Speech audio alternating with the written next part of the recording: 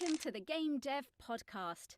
And I am your host today, Lorraine Ansell, and you can refer to me as she, her. And today I'm very excited because I'm talking to two wonderful people, Elaine Gomez and Yesnesia Cisneros, about game dev and the Latinx community. So, hello, welcome, both of you.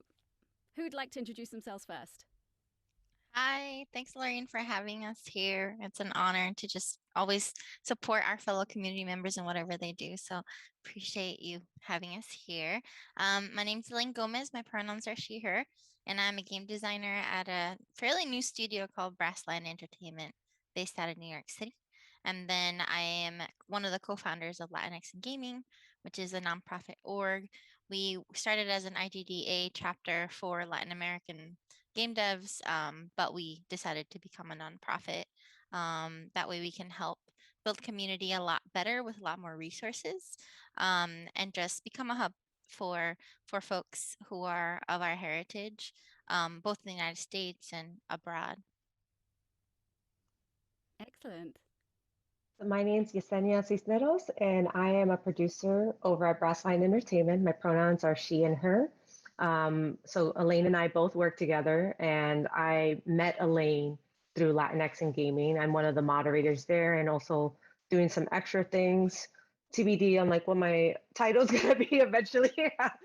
But no, I came across them back in October of last year, and it's been amazing. I love what we've been doing, how the team has been growing, and I have been able to find my people over the past almost year. So it's been great. Yay, that's brilliant. Oh, I love it. I think it's fantastic. So, how did it start? Elaine, what inspired you to start this community? So it was all Christina Maya's effort. So she's our president. Um, so Christina, back in 2016, 2017, she just, I guess she started just reaching out to people that she thought really wanted to make a difference and an impact in the community.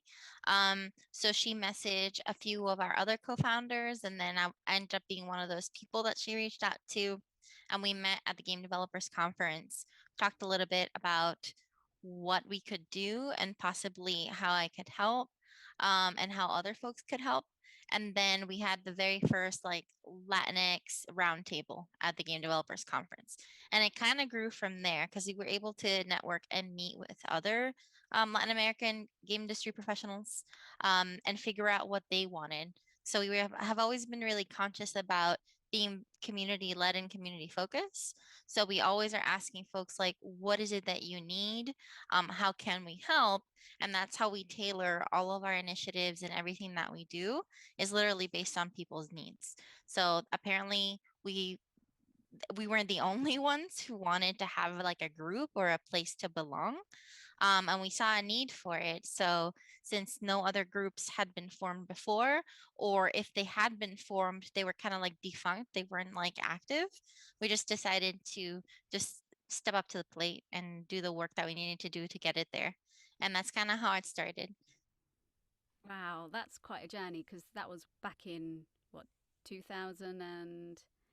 17-ish, I would Yeah. say. Wow. Yeah. Okay, that was So it's been a fantastic. few years. Yeah. And what would you say are the needs of the community that you kind of want to help out with? And this is something that we're still trying to get a handle of because it's complex, but one of the biggest needs that we saw is that Latin American devs want help with like visas and Okay. getting jobs, whether it be in the United States or outside of their countries. Um, Varying factors for that. Sometimes, there's just no games industry in their country. Sometimes there is a games industry, but it's so small that they cannot get the financial resources that they need, or just help in general to make their projects come true, or to even stream, or to do like game reviews and things like that. So that was like one of the biggest things that we're still trying to work with, right? Because when it comes to um, game dev studios, like there's so many things that are out of your control, right? Like we can't get anybody hired. We can just point them in the right direction. And if that studio has the means to get a visa, or if they have a means to sponsor somebody, then that is that studio's policy, right? We have no say. So it's kind of really hard to like tread those waters. But another thing was just financial help in general, to like help with people make games or help folks get things that they need, like software and hardware. So this year we were able to get sponsors to donate money so that we could do the grant initiative that we started a couple of months ago. So we had a bunch of community members from all over apply and literally tell us what they needed, whether it be a graphics card, whether it be a software license and things like that. And we were able to start meeting some of those needs. And it's not easy as well, right? Because then you have to think about, okay, what its international things look like, and the taxes, and the terms and conditions that have to go with that. Like, not saying that our community members are bad, but like, what if somebody buys something and then they end up selling it and that money ends up being a negative thing? Like, you never know, right? Like, things Yeah. happen. Yeah. So it's kind of scary to think about the repercussions of what you started off as a positive that could Mhm. potentially become a negative or hurt somebody else.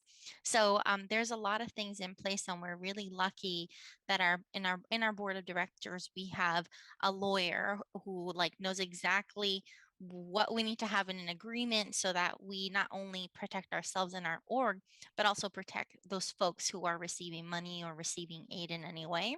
And I think that if it weren't for that help that we get, I don't think we would have been able to do like this type of initiative as quickly as we did, right? Because we only became a nonprofit last year. So it's really been a short amount of time. Yeah. But with that comes a lot of responsibility.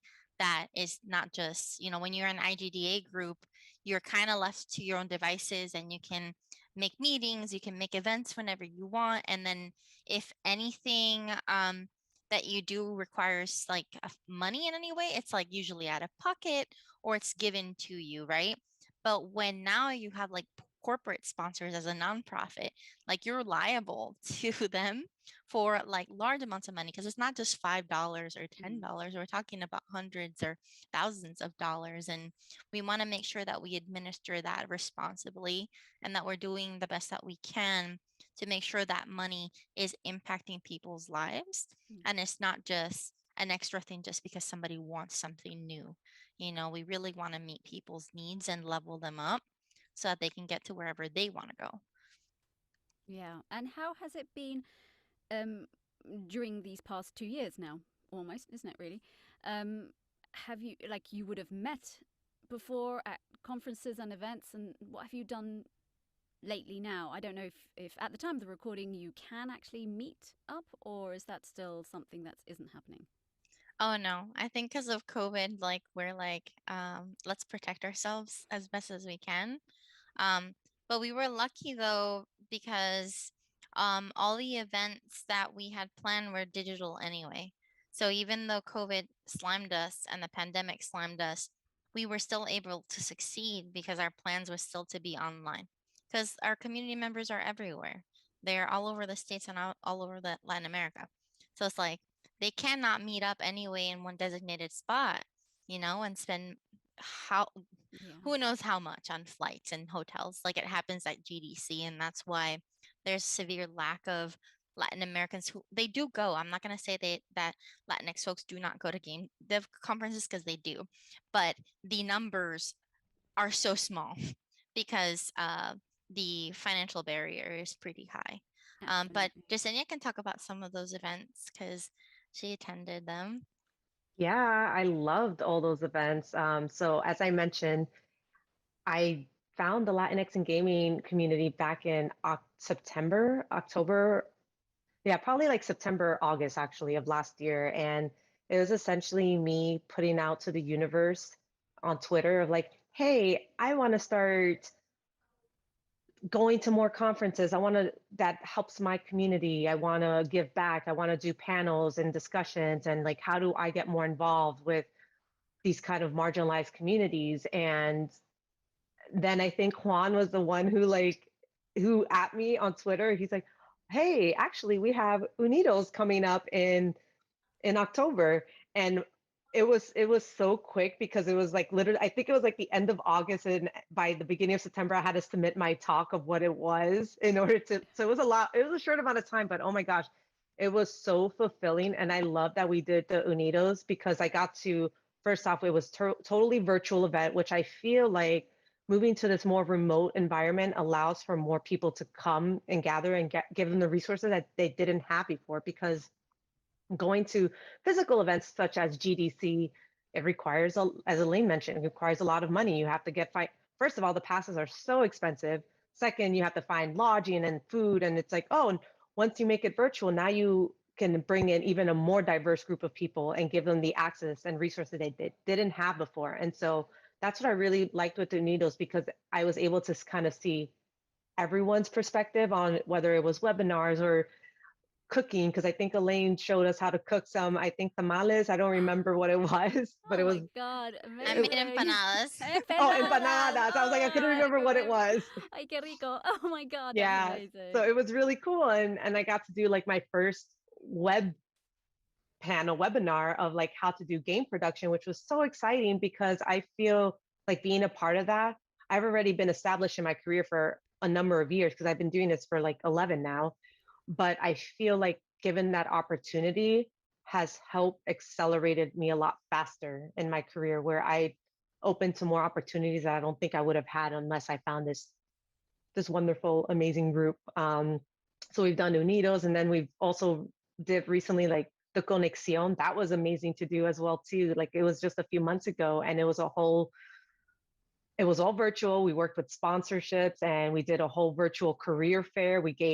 We had career fairs and then resume reviews, and it was a bunch of coordinating with like large companies, HR people, and just doing almost the best way I could describe it. It's almost like speed dating, but for careers. That's what it felt like Conexión was. And people were able to also pitch their game ideas and request funding where they wouldn't have access to that probably as easily in their home country or whatever the case may be.